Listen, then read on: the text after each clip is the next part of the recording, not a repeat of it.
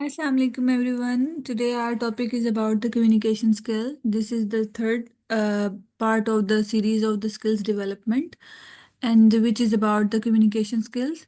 Communication skills सबसे पहले हम ये जानेंगे कि कम्युनिकेशन स्किल्स क्या होती हैं। ये एक ऐसी एबिलिटी है जिसमें आप अपने थॉट्स को, अपनी आइडियाज़ को, अपने इमोशंस को इफेक्टिवली कम्युनिकेट करते हो, जिसमें आप अपने वर्बल, नॉन वर्बल या रिटन मीन्स को किसी भी तरह से यूज़ करते हो। अब कम्युनिकेशन होती कैसे है कि एक पर्सन जब कम्युनिकेट कर रहा है या बात कर रहा है, ठीक है, उसके बाद एक मीडियम यूज़ होता है। जैसे अगर आप फेस टू फेस बात कर रहे हो तो जो आपका मीडियम होगा वो एयर होगा। आप कॉल पे बात कर रहे हो तो आपका नेटवर्क मीडियम होगा।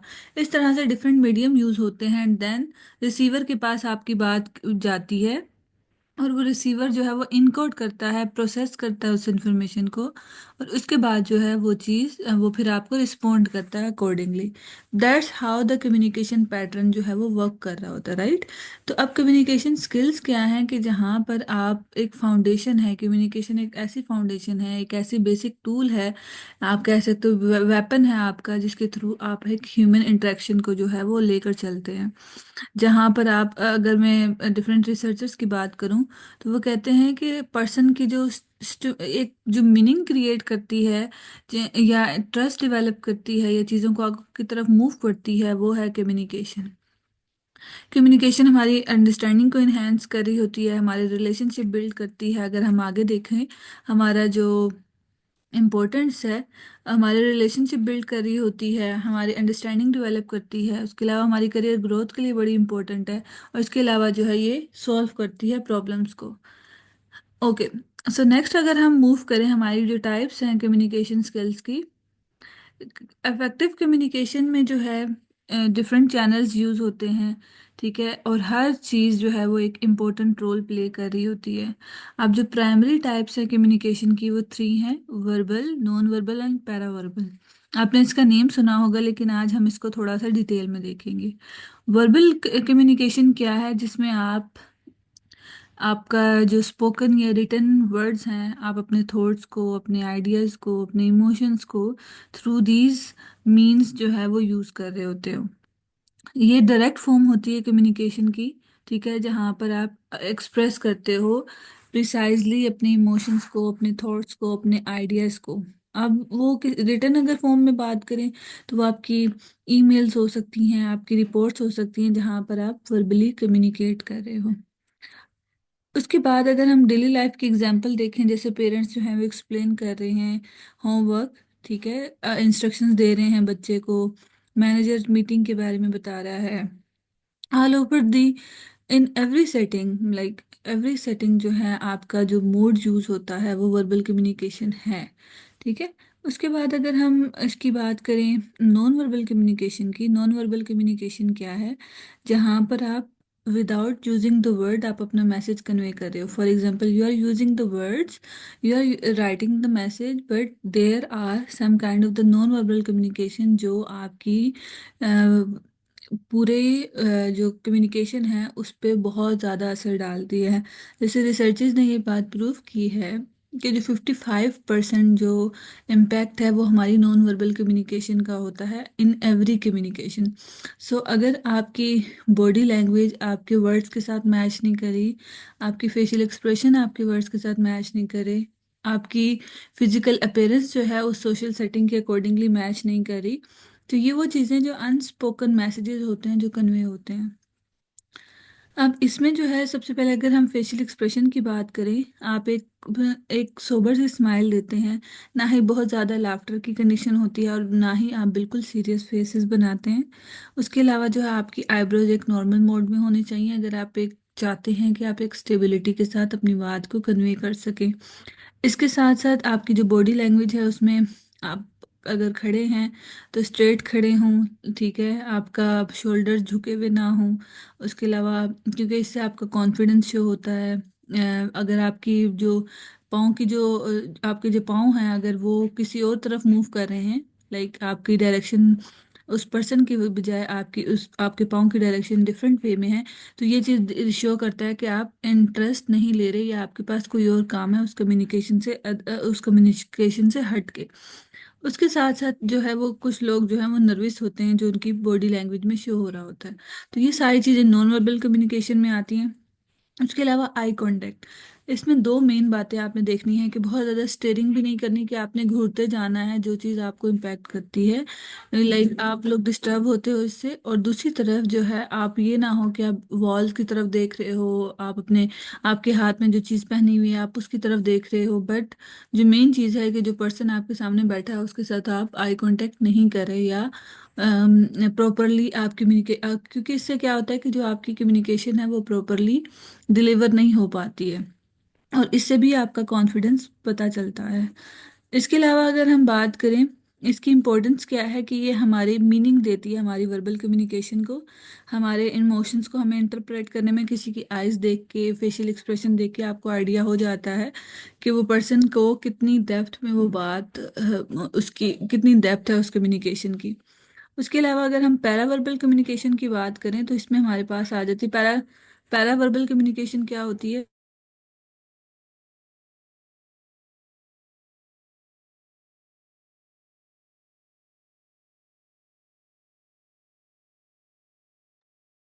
पैरावर्बल कम्युनिकेशन क्या है कि जहाँ पर आपके वर्ड्स जो हैं वो किस तरह से बोले जा रहे हैं, यहाँ पर हाउ वाली कंडीशन आ जाती है।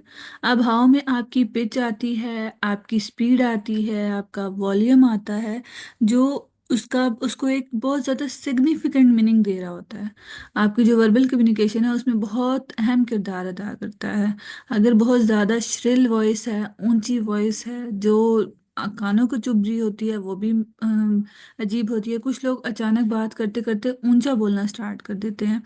अब उस ऊंचा बोलने से होता क्या है कि पर्सन दूसरे, वो इससे फील होता है कि जैसे वो दूसरे वाल लोगों को ओवर पावर करने की कोशिश कर रहा है। उससे ये भी पता चलता है कि सॉरी, इससे ये भी पता चलता है जो उसके आर्गुमेंट हैं वो बहुत ज़्यादा लैकेज में जा रहे हैं, क्योंकि लोग जो हैं वो उसको जब ओवर पावर समझते हैं, या लोग जो चीखना चिल्लाना स्टार्ट कर देते हैं, ये जो चीज़ें हैं ये उसमें एक नेगेटिव इम्पैक्ट लेके आती हैं। बहुत स्लो टोन होगी तो आपकी बात जो है वो मिसअंडरस्टूड हो सकती है। तो मेन चीज़ अपनी जो आपकी पिच है, स्पीड है आपकी वॉइस की, वो इतनी नॉर्मल रखें कि अगला पर्सन जो है वो आपकी बात को इजीली अंडरस्टैंड कर सके। देन हमारे पास नेक्स्ट बड़ी इंपॉर्टेंट चीज़ आती है which is about the core communication skills. इसको अब हम थोड़ा सा डिटेल में देखेंगे कि इफेक्टिव कम्युनिकेशन में ना एसेंशियल स्किल्स रिक्वायर्ड होती हैं, जो इंडिविजुअल को एक्सप्रेस करने में, स्ट्रॉन्ग रिलेशनशिप बनाने में, अपने रिलेशनशिप पर्सनल और प्रोफेशनल जो इंटरेक्शंस होते हैं उसको सक्सेसफुल बनाने के लिए इस कोर स्किल बहुत मेन किरदार अदा करती हैं, मेन रोल प्ले कर रही होती हैं। सबसे पहले अगर हम बात करें क्लैरिटी एंड कंसाइजनेस की, ये क्या है कि आप अपने थॉट्स को क्लियरली बता रहे हो। आप जब आप अपना मैसेज दे रहे हो, it is straight forward and precise, बहुत ज़्यादा उसमें बहुत ज़्यादा स्टोरीज नहीं है कि पर्सन जो है उसका टाइम कंज्यूम हो रहा है उसमें। वो बहुत ज़्यादा क्लियर है, कंसाइज है, कि आप अपनी बात को थोड़े से अल्फाज में बहुत इजीली कम्युनिकेट कर रहे हो। उसके अलावा उसमें कोई अननेसेसरी लाइक कोई जार्गन यूज़ नहीं करे। फॉर एग्जांपल अगर मैं साइकोलॉजी के फील्ड से हूँ तो मैं साइकोलॉजी के डिफरेंट अगर मैं वर्ड्स यूज़ कर देती हूँ, तो जो नॉन साइकोलॉजी बैकग्राउंड के लोग हैं उनको उस वर्ड्स को अंडरस्टैंड करने में डिफ़िकल्टी हो गई, जिसकी वजह से मेरी बात उन तक उस तरह से पहुंचेगी नहीं, और ना ही वो एक इफेक्टिव कम्युनिकेशन का पार्ट रोल प्ले करेगी, राइट। तो इसी तरीके से जब आप किसी से बात करें तो मेक श्योर दैट आपको नहीं पता कि उनकी एज क्या है, उनका बैकग्राउंड क्या है, उनकी एजुकेशन क्या है, वो किस लेवल तक आपकी बात को अंडरस्टैंड करेंगे। तो उसके लिए मेक श्योर दैट कि जब आप बात कर रहे हैं तो उसमें बहुत ज़्यादा कोई जार्गन वगैरह या इस तरह के वर्ड्स ना यूज़ करें, सिंपल लैंग्वेज को लेकर चलें, ताकि किसी भी तरह की अननेसेसरी कॉम्प्लेक्सिटी या एम्बिग्यूटी होती है या डिस्टरबेंस होती है तो वो चीज़ें जो हैं वो क्रिएट करती हैं डिस्टरबेंस आपकी इफेक्टिव कम्युनिकेशन में। उसके अलावा बहुत ज़्यादा जब आप इंफॉर्मेशन देना स्टार्ट कर देते हो, लाइक अगर मैं कम्युनिकेशन स्किल्स के बारे में आज मैं बात कर रही हूँ, तो मैं बहुत ज़्यादा कम्युनिकेशन स्किल की इतनी टाइप हैं, इतना ये चीज़ है, उतना वो चीज़ है, इस तरह से जब हम मैं बात करना स्टार्ट करूँगी तो आप लोगों के लिए इंफॉर्मेशन को ग्रैब करना बहुत ज़्यादा डिफिकल्ट हो जाएगा। तो बहुत ज़्यादा इंफॉर्मेशन भी अच्छी नहीं है और बहुत एक लाइन इंफॉर्मेशन भी नहीं ठीक। मेक श्योर दैट कि जब आप कोई भी इंफॉर्मेशन डिलीवर कर रहे हो वो इतनी प्रिसाइज और इतनी इफेक्टिव हो कि जो इम्पोर्टेंट बात है वो आप दूसरे तक डिलीवर कर सको। फिर उसके बाद आप इस ताकि ये चीज़ जो है ना वो आपको फोकस्ड भी रखती है। फॉर एग्जांपल अगर आप किसी से बात कर रहे हो, आपका आप अपने फ्रेंड को जाके या आप जहाँ पर काम करते हो आप अपने कलीग से कहते हो जो मैंने तुम्हें कल काम कहा था वो तुमने कर लिया या कब करोगे। And he will be like कि वो सोचना स्टार्ट कर देगा या कर देगी कि पता नहीं मैं इसने कल मुझसे बहुत सारी कम्युनिकेशन होती है तो आप भूल जाते हो कि वो एक्चुअली किस बात की तरफ रेफर कर रहा है। अब इससे क्या हो रहा है कि वो पर्सन सोच रहा है, तो उससे क्या हो रहा है, टाइम कंज्यूम हो रहा है। दूसरी चीज़ क्या है कि वो मिसअंडरस्टैंडिंग हो सकती है कि वो किसी और चीज़ को समझे और आप किसी और चीज़ की तरफ रेफर कर रहे हो, किसी और रिपोर्ट की तरफ। इस तरह से जो मिसकम्युनिकेशन हो सकती है, टाइम कंजप्शन हो सकती है, डिस्टरबेंस हो सकती है, ठीक है, फजूल का स्ट्रेस और प्रेशर हो सकता है उस पर्सन पे। इंस्टेड ऑफ इट अगर आप उसको क्लियरली बता दो, last yesterday we discuss about that report, that client, आप उसका नेम भी ले सकते हो कि उस क्लाइंट की रिपोर्ट के बारे में हमने बात की, have you worked on it और नॉट। इस तरह से बात करेंगे तो वो बहुत ज़्यादा इजी और क्लियर बात जो है वो उस तक पहुंच जाएगी। अब ये इम्पोर्टेंट क्यों है, ये हमारी मिसअंडरस्टैंडिंग को ख़त्म करी है, ठीक है, बहुत ज़्यादा टाइम नहीं लग रहा, ठीक है, और उसके साथ साथ जो है वो इफ़ेक्टिवली हमारी पर्सनल एंड प्रोफेशनल लाइफ में मैसेज को कन्वे भी कर रही है। देन हमारे पास आता है confidence in communication. Confidence in communication का मतलब क्या है कि आप थॉट्स, ओपिनियंस और आपके जो आइडियाज़ हैं उसको इजीली एक्सप्रेस कर रहे हो, कॉन्फिडेंटली बता रहे हो। अब इसमें जो है वो मेन चीज़ क्या है जो शो करेगी आपकी कॉन्फिडेंस इन कम्युनिकेशन। सबसे पहले आपका आई कांटेक्ट, कि आप आई कांटेक्ट आपका शो करता है कि आप इंगेज हो, आप इंटरेस्टेड हो, आपके लिए वो बात बहुत इंपॉर्टेंस रखती है, इसी वजह से आप कन्वे कर रहे हो। वो आई कांटेक्ट आपका मेनली सॉरी, तो ये बहुत इम्पोर्टेंस रखता है। देन उसके बाद हमारी बात आती है जो आपकी वॉइस है बहुत ज़्यादा उसमें डिस्टरबेंस ना हो। लाइक कभी ये ना हो कि वॉइस बहुत ज़्यादा ऊंची हो जाए, कभी ये ना हो कि बहुत ज़्यादा वॉइस लीस्ट हो जाए। इस तरह से भी जो आपकी इंफॉर्मेशन का एक फ्लो है वो डिस्टर्ब होता है। तो मेक श्योर दैट कि जो आपकी टोन और पिच है वो इस लेवल की हो कि अगला पर्सन आपकी बात को इजीली अंडरस्टैंड कर सके। देन उसके बाद whenever you are communicating with anyone, वो चाहे आपका जूनियर है, आपके सीनियर है, हायर अथॉरिटीज़ हैं, आपका बॉस है, आपके कलीग्स हैं, आपके फ्रेंड्स हैं, कोई भी पर्सन हो सकता है। लेकिन जब आप मेजोरिटी, जब आप अपने सुपरवाइजर से बात कर रहे हो, जब आप अपने किसी सीनियर से बात कर रहे हो, आप अपने मेंटोर से बात कर रहे हो, मेक श्योर दैट कि you are prepared about that conversation, कि आप क्या बात करना चाह रहे हो, क्या क्वेश्चन के आंसर चाह रहे हो। इससे क्या होता है कि आपके अंदर एक स्ट्रॉन्ग फेथ और बिलीफ पैदा होता है कि yes I have to talk about this thing, और आप उसके बारे में प्रॉपरली कम्युनिकेट करते हो, आप डी ट्रैक नहीं होते हो इस तरह से। फिर उसके बाद हमारे पास आती है एम्पैथी एंड इमोशनल इंटेलिजेंस। आप इसमें आप अंडरस्टैंड करते हो फीलिंग्स को। अब इस तरह से और उसके दूसरों के जो पर्सपेक्टिव हैं उसको भी लेकर चलते हो। इसमें मेन चीज़ आती है जब आप एम्पैथी और इमोशनल इंटेलिजेंस की बात करते हो तो आप अटेंशन पे कर रहे होते हो कि अगला पर्सन क्या बात कर रहा है विदाउट द इंटरप्शन, ठीक है, आप उनकी इमोशंस को, उनकी फीलिंग्स को वैलिडेट करते हो इंस्टेड ऑफ कि आप उसको डिसमिस कर दो या डिसइंटरेस्ट शो करो, ठीक है। और इसके साथ साथ आप उनको कोई ना कोई सोल्यूशन या किसी भी तरह की इमोशनल सपोर्ट या मोरल सपोर्ट, जो आपकी तरफ से जो भी चीज़ें हो सकती हैं other than the financial support, आप उनको वो ऑफर कर सकते हो। फॉर एग्जाम्पल मैनेजर ने नोटिस किया है कि उसका एम्प्लॉय जो है वो थोड़ा सा स्ट्रेस्ड आउट है, इंस्टेड ऑफ कि उसको उतने ही टास्क देना जितने वो डेली बेसिस पे लेता है, उस दिन के लिए उसको थोड़ी सी रिलैक्सेशन या फ्लेक्सिबिलिटी देने से एक अच्छा ट्रस्ट डेवलप हो जाता है। फॉर एग्जाम्पल अगर वो ऐसा नहीं करता तो उससे क्या होगा कि उसका जो नेगेटिव फीलिंग्स आएंगी, उसका उस जॉब से दिल नहीं लगेगा, वो बॉस के साथ जिसका इंटरेस्ट है या वो जो एक आपका रिलेशन होता है वो भी डिस्टर्ब हो जाता है। इस तरह बहुत सारी जो चीज़ें हैं वो इम्पैक्ट होना स्टार्ट हो जाती हैं। तो ये चीज़ें जो है ये आपकी, अगर आपके अंदर एम्पैथी और इमोशनल इंटेलिजेंस होती है ड्यूरिंग द कम्युनिकेशन, तो इससे क्या होता है कि आपकी रिलेशनशिप स्ट्रेंथन होते हैं, बहुत सारे कॉन्फ्लिक्ट और मिसअंडरस्टैंडिंग नहीं होती हैं, और इसके अलावा जो है कोलैबोरेशन और जो आपका टीम वर्क है उसको वो इन्हेंस कर रही होती है। देन हमारे पास आता है असर्टिवनेस। हम बहुत सारी चीज़ों पे जब हम नो नहीं कह पाते, अपनी बात को प्रॉपरली एक्सप्रेस नहीं कर पाते हैं, ठीक है, और अगर हम एक्सप्रेस करते हैं तो बहुत ज़्यादा इरिटेशन और फ्रस्ट्रेशन के साथ कम्युनिकेट कर रहे होते हैं। तो ये जो सारी चीज़ें हैं उसको हमने किस तरह से इफेक्टिव वे में, without aggression, without frustration, irritation, अगर आप अपनी बात को, अपने ओपिनियन को, अपनी नीड्स को कन्वे कर पाते हो, तो उसको हम असर्टिवनेस कहते हैं।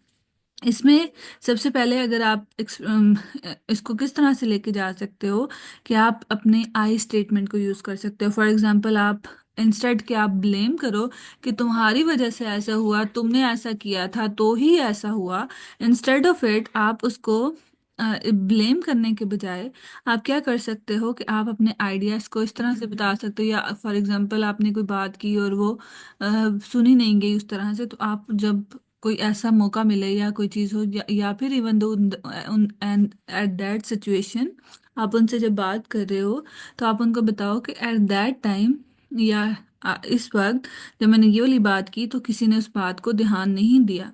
I feel unheard about this statement. तो इससे क्या होगा कि अगले पर्सन को आइडिया होगा कि ये that yes we did something wrong. तो वहाँ पर आई स्टेटमेंट लगाने से क्या हुआ कि उनको फील हुआ कि yes they did something wrong, या फिर ऑन द स्पॉट रियलाइजेशन हो सकती है। फिर इसके साथ आपने शाउट नहीं करना है, आपने बहुत ज़्यादा इमोशनल नहीं होना है। फॉर एग्जांपल, आपके पास 10 टास्क हैं या 5 टास्क हैं जो आपने करने हैं, आप डायरेक्टली कह सकते हो, आप बता सकते हो कि eight the moment I have the 5 task, जब मेरे ये कंप्लीट हो जाएंगे उसके बाद इंशाल्लाह मैं आपकी हेल्प कर दूंगा या कर दूंगी।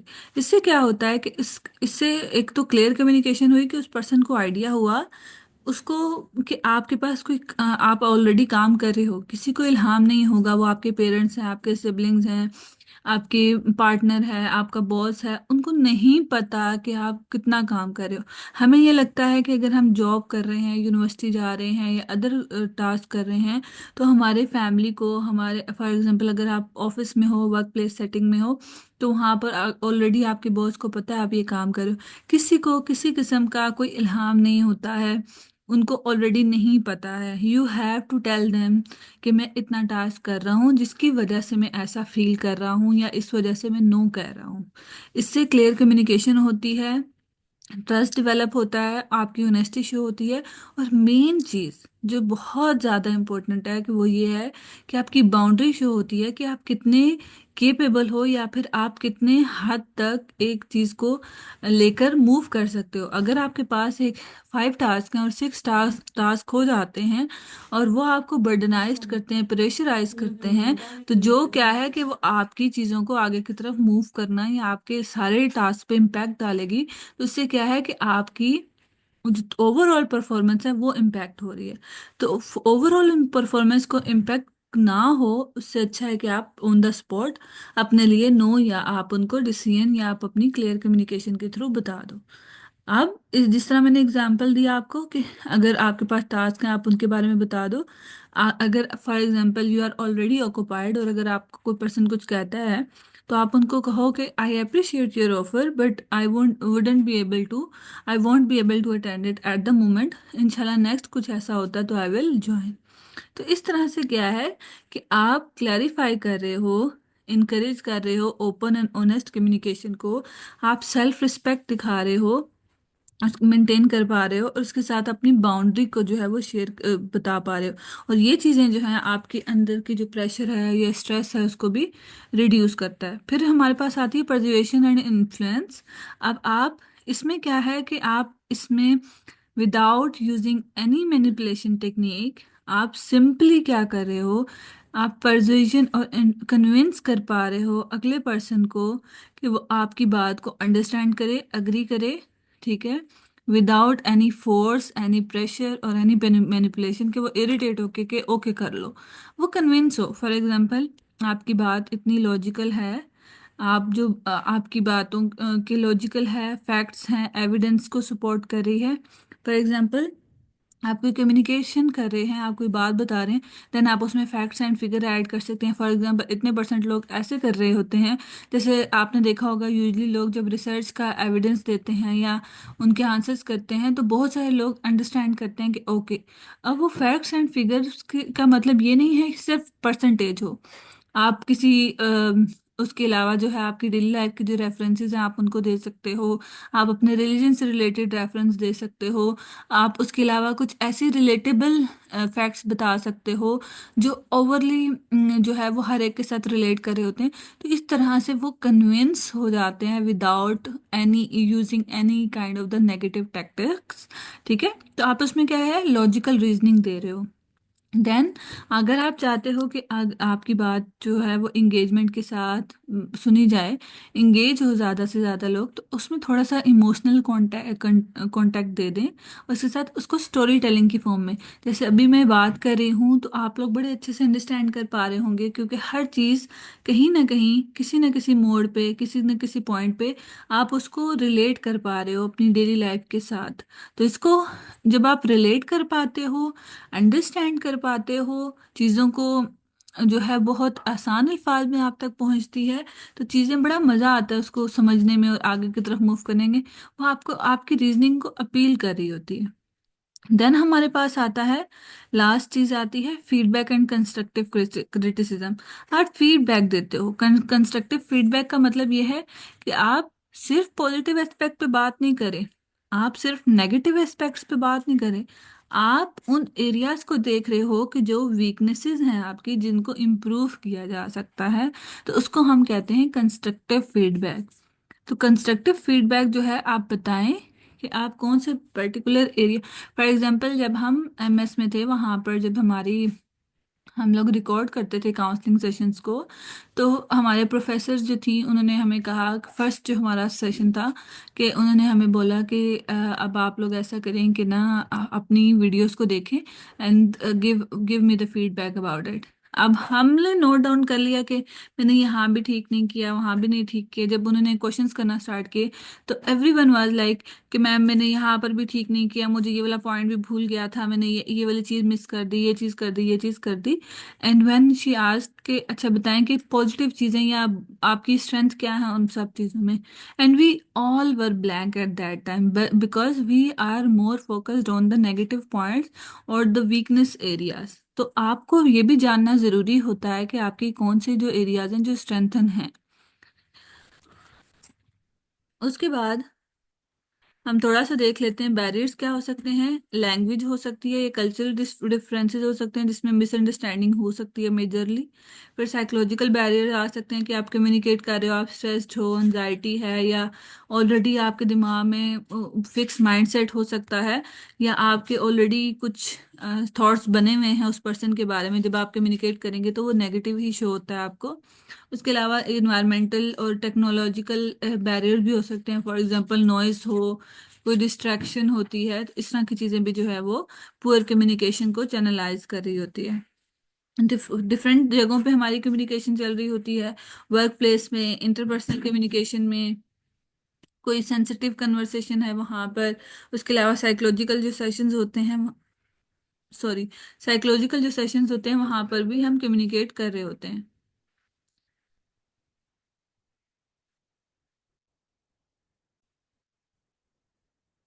कम्युनिकेशन इन डिफरेंट कॉन्टेक्स्ट, जैसे हमने बात की कि वर्क प्लेस हो सकती है, इंटरपर्सनल हो सकती है, और क्राइसिस कम्युनिकेशन हो सकते हैं।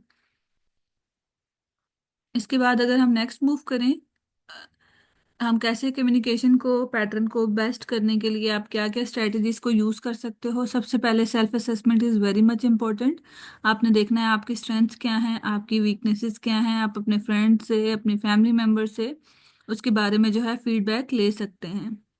देन उसके बाद आपको जिन एरियाज में लगता है कि आपको ज़रूरत है इन्हेंसमेंट की और चीज़ों को, आप उनको ज़रूर उसमें जो है वो अपनी स्किल डेवलपमेंट करें। एंड लास्टली जो है वो फीडबैक ज़रूर लें हर पर्सन के साथ कि क्या जो है वो कहाँ पर जो है आपकी कम्युनिकेशन स्किल्स जो है वो सही नहीं है, जहाँ पर उनको इम्प्रूव करने की ज़रूरत है। That's all from my side. If you have any queries you can ask. And this is the case study. आप लोग जब भी ये वीडियो देखें आप इस केस स्टडी को ज़रूर रिजॉल्व करें और मेरे साथ ज़रूर शेयर करें। Thank you so much everyone. अल्लाह हाफिज़।